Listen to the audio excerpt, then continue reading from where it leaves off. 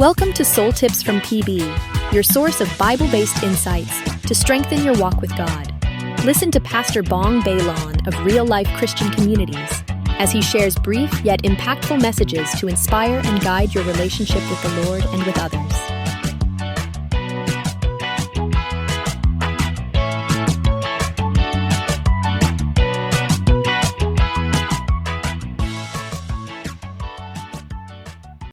John 15, verses 12 to 17.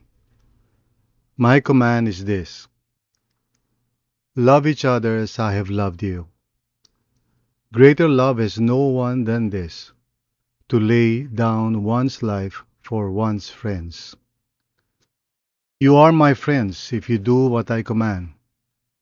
I no longer call you servants, because a servant does not know his master's business. Instead, I have called you friends, for everything that I learned from my Father I have made known to you. You did not choose me, but I chose you and appointed you so that you might go and bear fruit, fruit that will last. And so that whatever you ask in my name, the Father will give you. This is my command: love each other. Tayo po'y manalangin. Lord, maraming salamat sa iyo, Panginoon, sa araw po na ito. Thank you, Lord, for giving us the grace to wake up and to be able, Lord God, to go into your word and to meditate on it. We are asking, O Lord, na tulungan niyo po kami as we meditate, as we think about what your word is saying.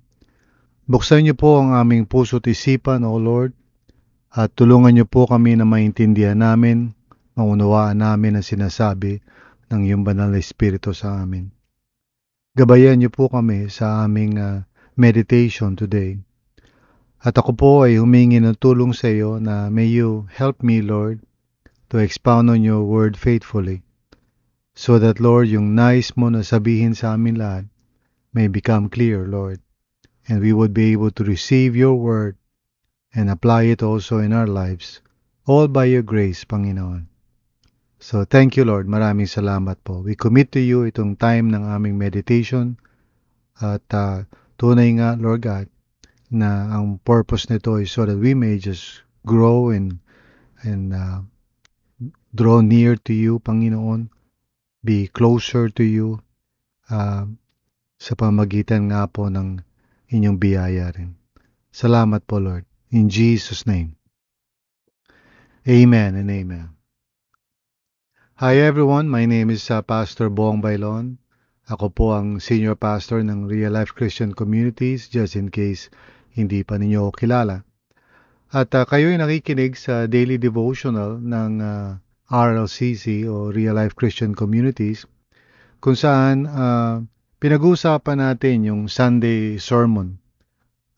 Binibigyan natin ng mas malalim pa na pagsaliksik dun sa naumpisa na natin pinag-usapan last Sunday, yung choosing your priorities based on John 15 verses 1 to 17. And each and every day from Monday hanggang ngayong Saturday, ating inihimay-himay yung passage na yun, trying to understand better kung ano ang sinasabi ng Panginoon sa atin in terms of yung priorities. And I said, kung maalala nyo, if you have not listened to the sermon, please go and visit either our YouTube channel or sa Facebook. No, just look for RLCCPHIL. Anyway, dun sa mensahe natin last Sunday, I said na in order to experience a life na talagang by faith, we have to really make priorities, or we have to choose priorities. Unang-una na dyan yung remaining in Jesus. Pangalawa, remaining in prayer. And then remaining in loving obedience. At ngayon dito sa panghuli, we want to focus on community.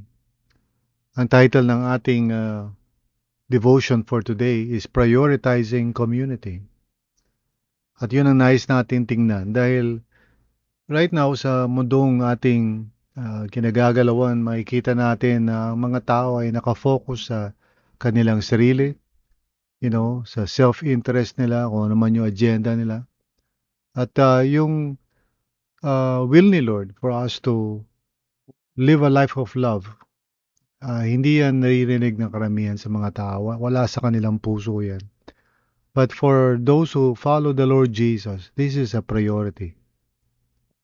It is something na kailangan natin matutunan, no? Upang sa ganoon matupad sa ating buhay yung purpose at layunin ng Panginoon. Truly, yung love talaga, for one another, yan yung nagbibigay ng katibayan that we are disciples of Christ. So, napakahalaga na maunawaan natin yan. So, tingnan natin yung passage at ating himay-himayin to, no? Una, sabi sa verse 12 ganito, "My command is this, love each other as I have loved you." Sinabi rin ng Panginoong Hesus to sa verse 17, although mas shorter, sabi niya, "This is my command, love each other." Now, napag-usapan na natin kahapon yung kahalagahan ng loving obedience na bilang priority sa buhay ng isang mananampalataya. Yung pagsunod sa Panginoon, not to earn favor, not to, just be a good person, but as a response to the love of God, no, that God has expressed and has poured out in our hearts through the Holy Spirit. Jesus died for our sins while we were yet sinners. So the Lord is the one who initiated yung love na yun. He loved us first. That's why we are able to respond in love to the Lord. And so yung response natin sa Panginoon in loving obedience, hindi rin natin pwede ihiwalayan o isang tabi yung the other side of the coin, which is to love each other. Now, the Lord Jesus qualified yung love na yan. Sabi niya, "As I have loved you." So, it's important na makita natin o maunawaan natin ano yung ibig sabihin nun, "As I have loved you." So, he begins to explain that starting in verse 13. Sabi niya ganyan, "Greater love has no one than this, to lay down one's life for one's friends."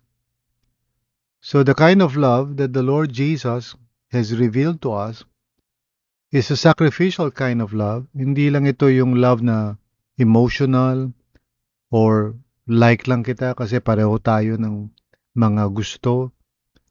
It's a sacrificial kind of love kasi it's a love na iniisip natin kung ano yung ikakabuti ng whoever it is that we say we love.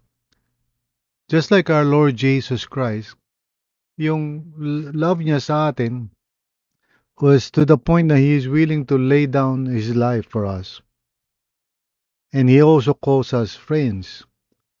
Sabi niya sa verse 14, "You are my friends if you do what I command." So, yung relationship natin sa Panginoon is described as a spiritual friendship. So, in other words, yung relasyon din natin dapat sa community should also be characterized by real spiritual friendship. Hindi lang yung friendship na naka-base lamang sa mga conditions o kaya, hindi tayo makikipagkaibigan sa mga tao na marahil hindi natin katulad o kaya hindi natin gusto. Kasi yung love na gano'n is of course, that kind of love or even that kind of friendship, madaling matagpuan sa mundo yan. It's very normal. The kind of love that the Lord has exemplified for us is a sacrificial kind of love that goes beyond yung self-concern or self-need natin. It is sacrificial in a sense na we're willing to do for our friends, no? Kung ano talaga yung makakatulong sa kanila. Even if it means sacrifice on our part. So, hindi ito parang comfort lang natin o kung saan lang tayo masaya. This is something na mahirap unawain ng ordinaryong tao kasi kahit na minsan sa church, yung spiritual formation principles na ating siguro pinapatupad is sometimes self-oriented pa rin. It's not for the sake of others. Yung tunay na spirituality that is biblical is always other-centered. It is sacrificial, it is focused upon how I can serve others. So, it's never parang sa sarili ko lang. Ang tunay na spirituality is based on community. So, sa pamamagitan ng biyaya ng Panginoon, gusto ng Panginoon na tayo ay matuto na magmahalan ng sacrificial, no? Tulad din ng ipinakita ng ating Panginoong Jesus. Sinabi rin niya sa verse 15, I no longer call you servants, because a servant does not know his master's business. Instead, I have called you friends, for everything that I learned from my Father, I have made known to you. So yung love na pinakita ng ating Panginoong Jesus ay hindi yung love na parang merong subordinate, di ba? Yung parang merong servant role o mas mababa. Sabi niya, tinrato daw niya yung mga disciples niya bilang mga friends. At ang binigay niyang dahilan, sabi niya, for everything that I learned from my Father, I have made known to you. So real spiritual friendship is always, not just sacrificial, but it's really edifying. It's building up one another. It's helping each other grow in the knowledge of God. So meron siyang redemptive aspect. Hindi lang yung barkadahan na masaya tayo sa, sa presensya ng bawat isa. There's nothing wrong with that. Hindi naman masama magkaroon tayo ng mga friends sa church o whatever, mga kapwa natin mananampalataya. But there must always be, doon sa ganong friendship, yung spiritual aspect. Kung saan we're willing to help each other, we're willing to speak the truth in love sa isa't isa. Jesus, sabi sa passage natin, really treated his disciples as friends. Pero hindi lang yung parang barkada lang. Rather, sabi niya, everything that I learned from my Father, I have made known to you. In the same manner, sa ating community, ang goal natin hindi lang yung parang maging masaya tayo, magkaroon tayo ng mga happenings, pumasyal tayo, kumain tayo sa saan mang kainan, meron dyan. It's really, first of all, sacrificial, but secondly, it's redemptive. Andun yung goal natin to help each other grow in our relationship with God. Nagtutulungan tayo. We are willing to speak the truth in love sa isa't isa. Or sometimes, minsan, we might need to correct or rebuke or train each other or help each other grow. No? Of course, ang kalooban ng Panginoon is that we would affirm each other at encourage one another. Hindi lang of course yung parang rebuke lang tayo ng rebuke, no? Mahalaga rin na yung ating relationship sa isa't isa is more affirming and encouraging than rebuking. Kasi ang nais ng Panginoon na umiral sa bawat communication natin, pag nagkakasama-sama tayo, ay nandun yung Word of God na umiiral sa ating conversation. Nagtutulungan po tayo to grow in our relationship with the Lord. This is true kahit na sa marriage, sa family, siyempre lalo-lalo na sa church, o kung saan man tayo, nandun yung ating mga kapatiran sa community, we are to speak the truth in love sa isa't isa. And we must be willing to lay down, our lives for each other. Yung willing tayo magtulungan talaga beyond our comfort zone. Now, sinabi niya sa verse 16, You did not choose me, but I chose you and appointed you so that you might go and bear fruit that will last, and so that whatever you ask in my name, the Father will give you. So here, pinag-uusapan dito yung fruit, no? Singular, that you might go and bear fruit. Hindi fruits, but rather fruit. Kasi yung primary fruit talaga is love. So that, sabi niya, whatever you ask in my name, the Father will give you. So the Lord Jesus desires for us to really, first of all, prioritize Him sa buhay natin. Prioritizing yung ating relationship sa Kanya.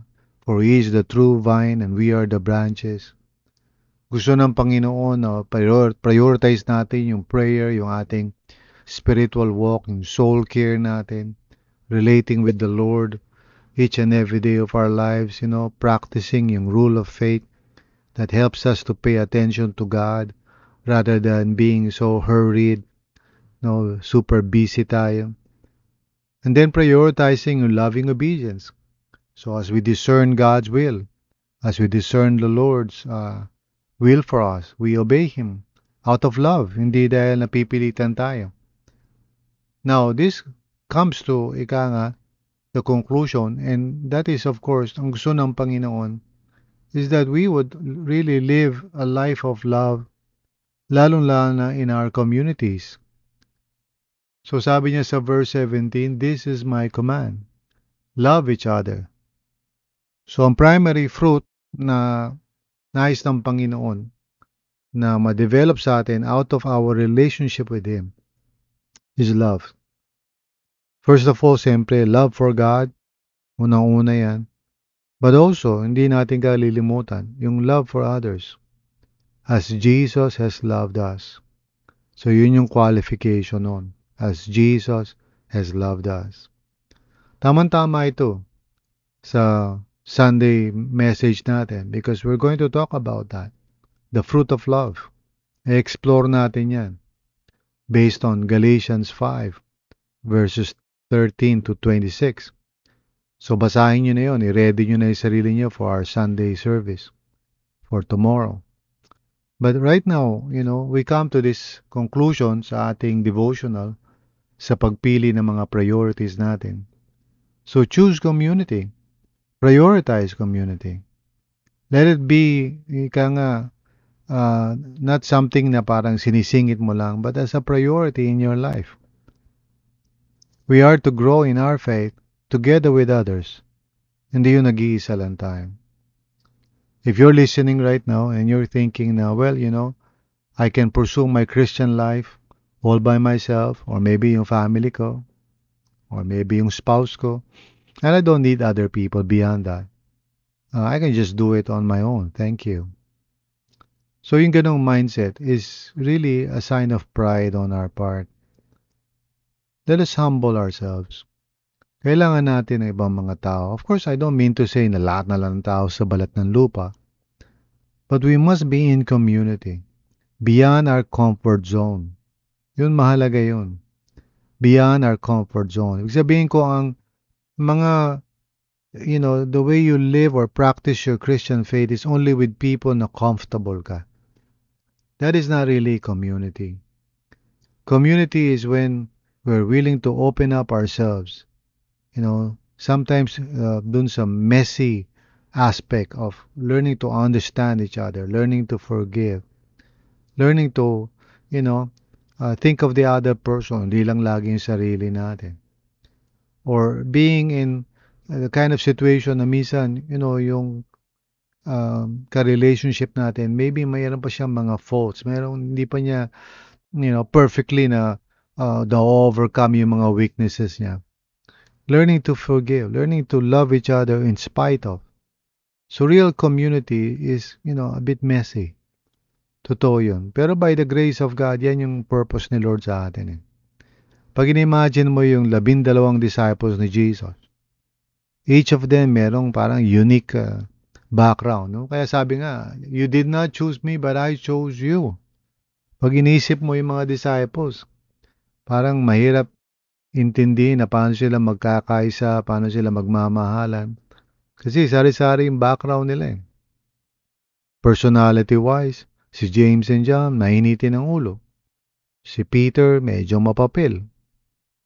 Si Thomas, masyadong logical, masyadong andyan si Matthew, yung tax collector. Siyempre, lahat sila may mga iba't ibang pinanggagalingan at pinagsama-sama lahat sila ng Panginoong Hesus sa isang grupo. And you can just imagine kung anong klaseng tension meron dun.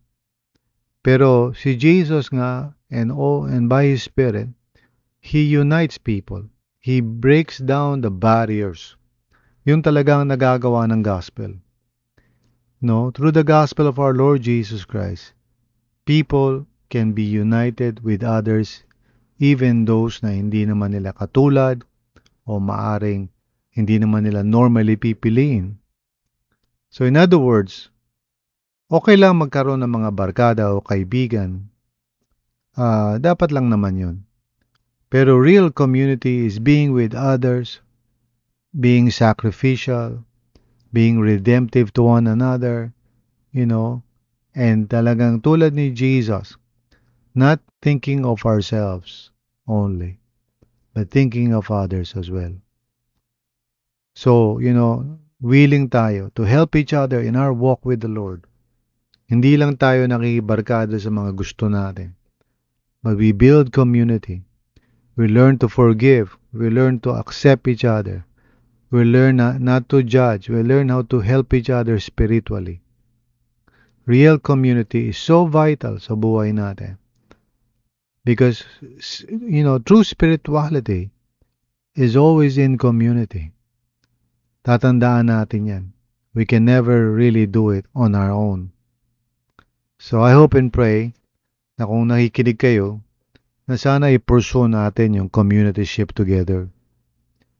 Balik natin yung mga live groups natin kung napapabayaan na natin. Palakasin pa natin lalo. Mag-invite tayo ng iba pang mga tao to join our live group. Hindi lang yung tayo lang yung magbabarkada. Let's invite others. Magano tayo, maging sacrificial tayo. Willing tayo dapat mag-adjust.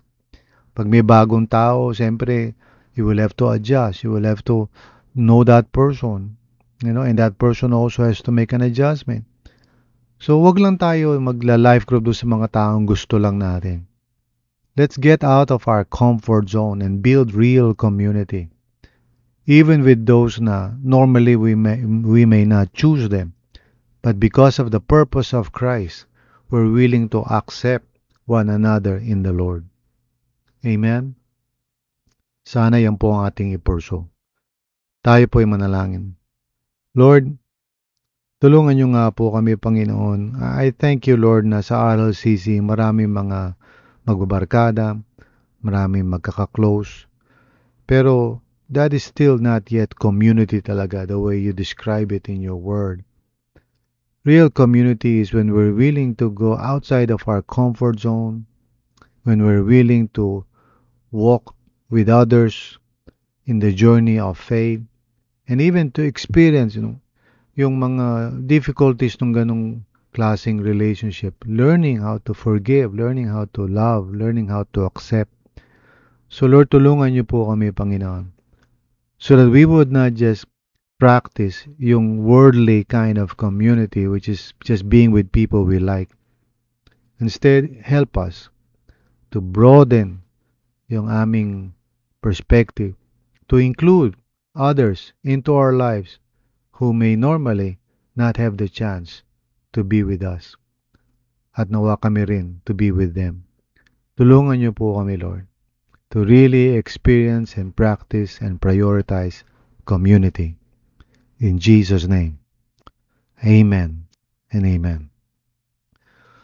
So dyan po nagtatapos ang ating daily devotions for this week based dun sa sermon natin last Sunday. And so this coming Sunday, we want to talk about the fruit of love. And that should start na naman another week of daily devotions. I pray na samahan niyo ako muli next week. Makinig muna tayo ng mensahe natin for Sunday. And then from Monday to Saturday, samahan niyo ako araw-araw as we dive in and explore even further, even deeper, yung mensahe natin pag Sunday. And I also pray na tulungan niyo ako mag-invite ng mga tao, hindi pa rin ganun karami ang nakakaalam nitong ating devotional o yung ating app. The Church Center app is really for RLCCians, that we may truly engage with the Lord, with His Word, and with one another. So sana po, help me to encourage others na to remain connected with each other in the Lord sa pamamagitan ng ating Church Center app, sa pamamagitan nitong mga daily devotions na ito. Because we need one another. Amen?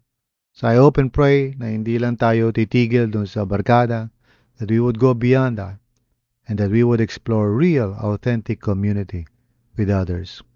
Salamat po, Panginoon. Thank you, Lord.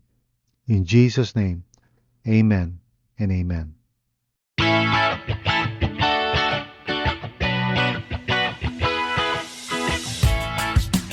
Thank you for listening to Soul Tips from PB. I hope today's message has encouraged you in your spiritual journey. If it has, please consider subscribing and sharing this podcast with others. Let's spread the word and grow together in our relationship with God.